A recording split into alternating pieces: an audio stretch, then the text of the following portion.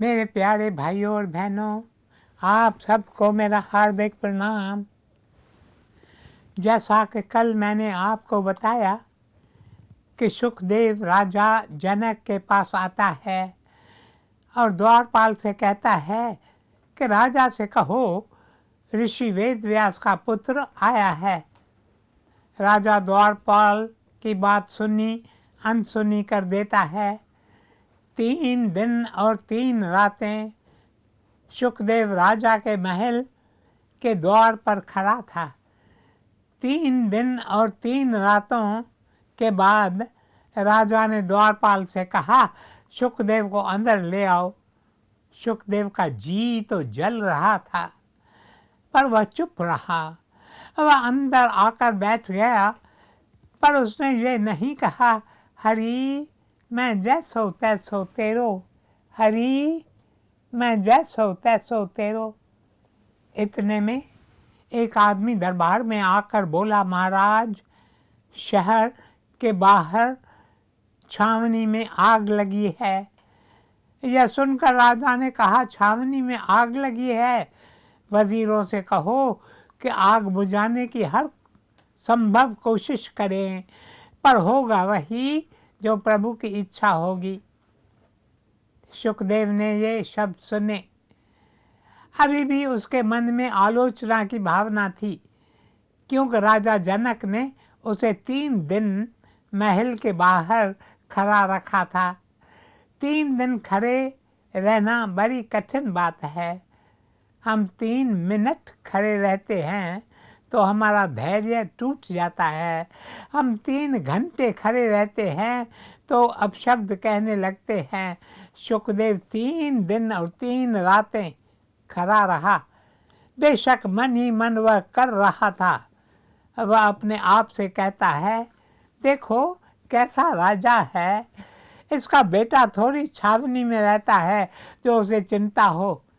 उसे कोई परवाह नहीं है कि छावनी में आग लगी है, और राजा कहता है जो प्रभु की इच्छा होगी वही होगा। थोड़ी देर के बाद फिर एक आदमी आकर बताता है, राजन छावनी में लगी आग अब शहर में भी फैल चुकी है। तब राजा जनक कहता है, आग बुझाने की हर मुमकिन कोशिश करो, पर होगा वही जो प्रभु की इच्छा होगी। सुखदेव ने फिर अपने आप से कहा, राजा का बेटा थोड़ी शहर में रहता है जो राजा को परवाह हो।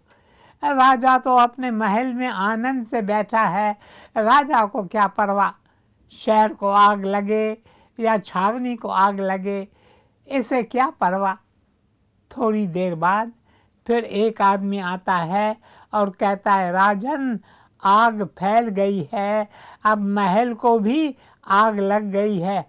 यह सुनकर भी राजा फिर से वही उत्तर देता है, आग बुझाने की हर मुमकिन कोशिश करो, पर होगा वही जो प्रभु की इच्छा होगी।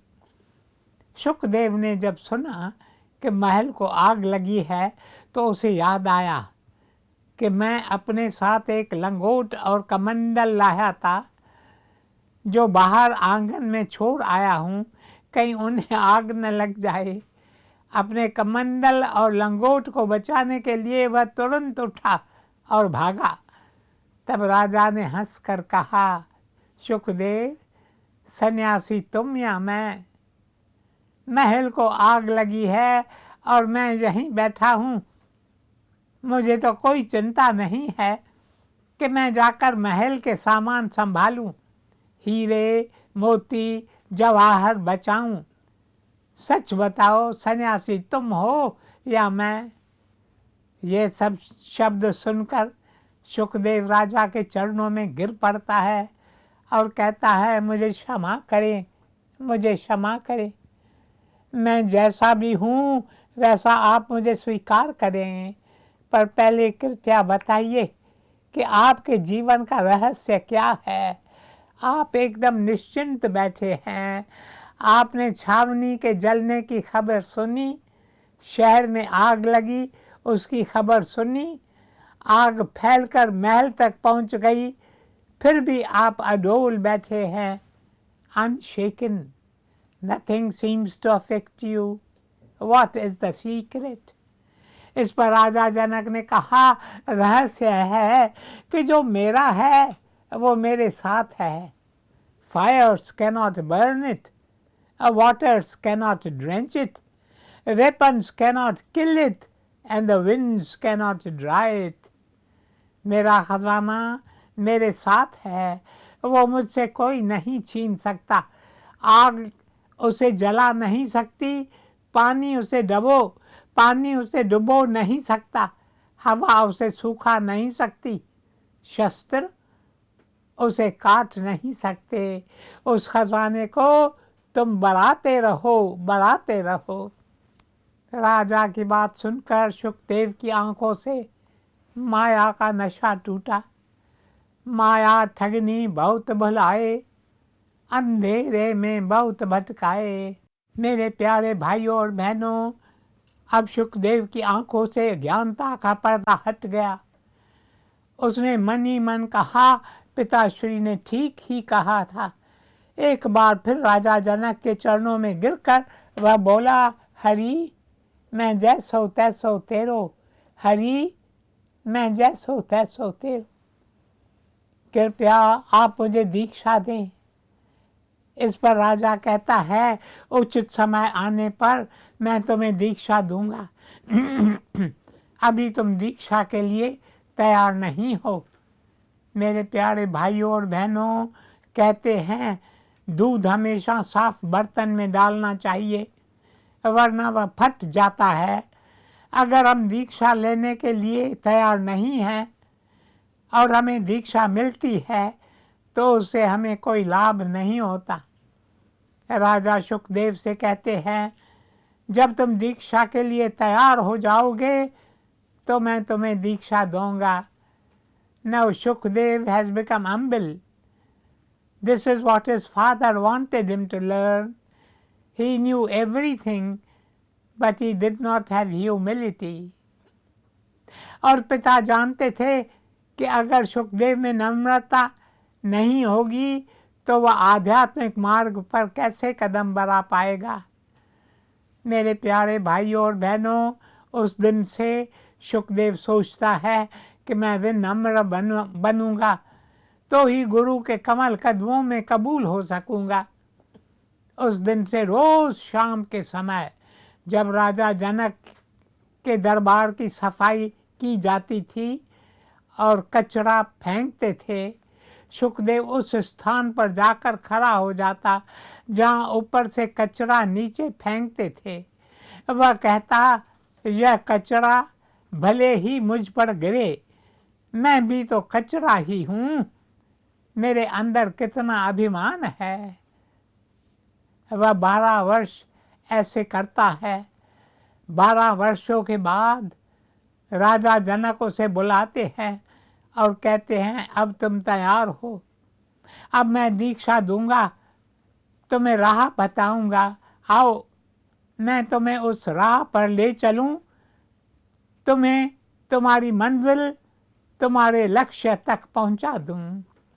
उसके बाद शुकदेव एक दिन अपने पिता वेदव्यास जी के पास आता है और तब वेदव्यास जी उसे पूछते हैं, ज़रा बताओ कि जिस संत से तुम्हारा नाता जुड़ा है राजा जनक, वे कैसे हैं.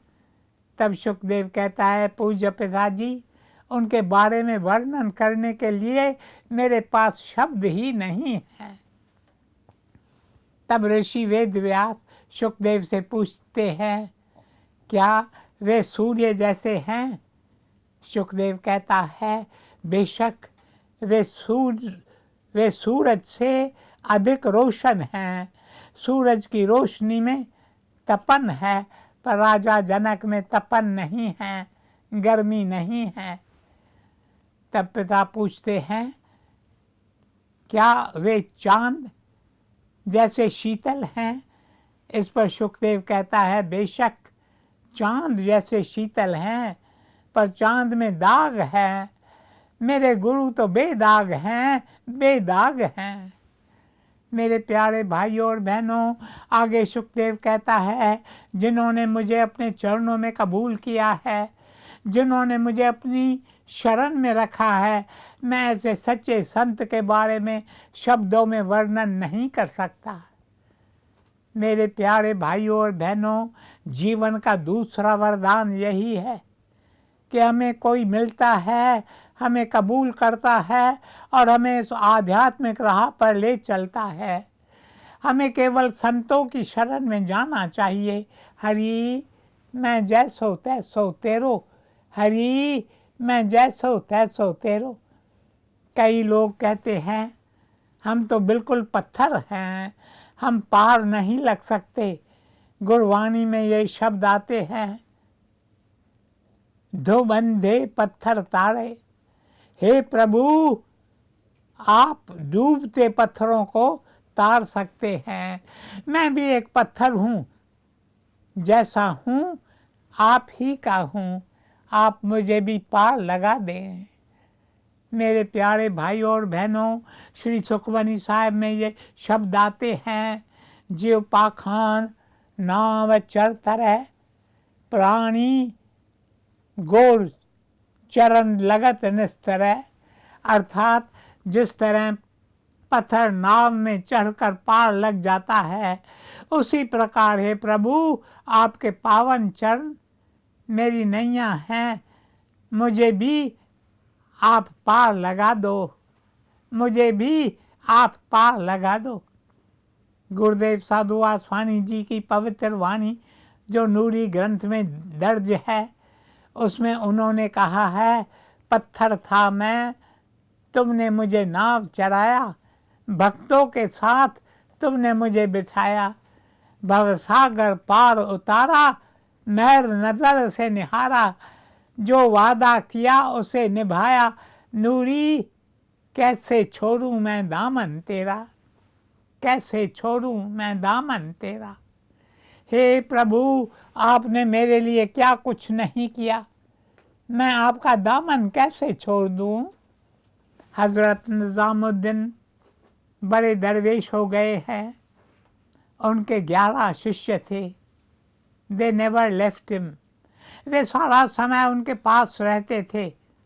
दरवेश देखना चाहते थे कि उन 11 शिष्यों में से कौन उनका सच्चा शिष्य है। मेरे प्यारे भाइयों और बहनों, वक्त आने पर गुरु शिष्य की परीक्षा लेते हैं।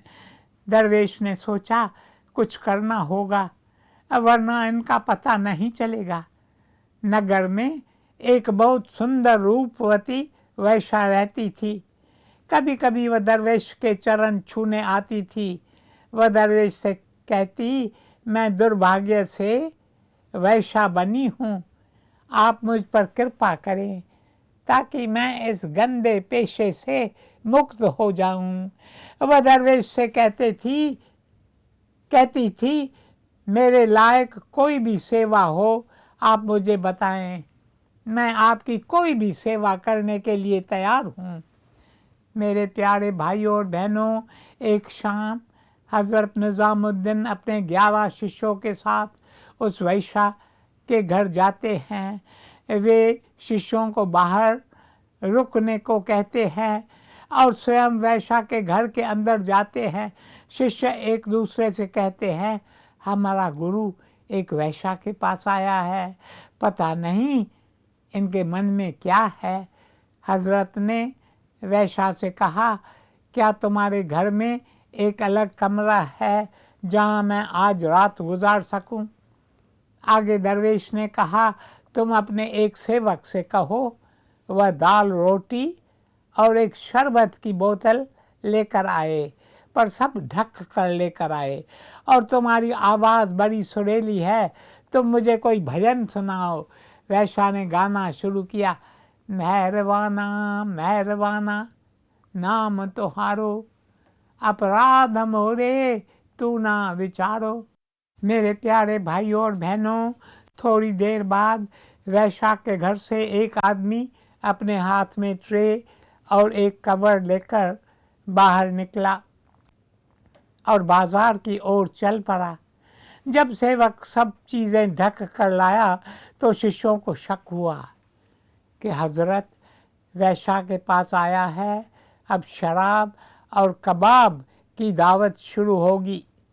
एक एक करके सब शिष्य जाने लगे और कहा कि हमें आज पता चला कि हजरत की ज़िंदगी कैसी है। हम तो समझते थे कि ये सच्चे फ़कीर हैं। सिर्फ एक शिष्य वहीं खड़ा था और वो था अमीर खुसरू। वह एक राजकुमार था। कई घंटे बीते वह खड़ा था। जब प्रभात हुई तो हजरत बाहर आए, देखा यह एक ही खड़ा है। पूछा बाकी कहाँ गए? खुसरू ने कहा बाकी सब एक एक करके चले गए। हजरत ने कहा तुम क्यों नहीं गए?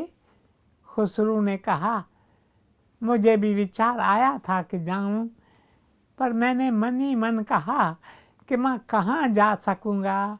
मेरा ठिकाना भी आप, मेरा मकान भी आप, मेरा सब कुछ आप। आपको छोड़कर मैं कहाँ जाऊँगा।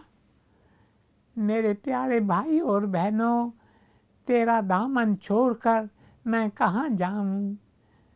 जब हमारे दिल से ये पुकार उठती है तब गुरु से हमारा संबंध पक्का होता है।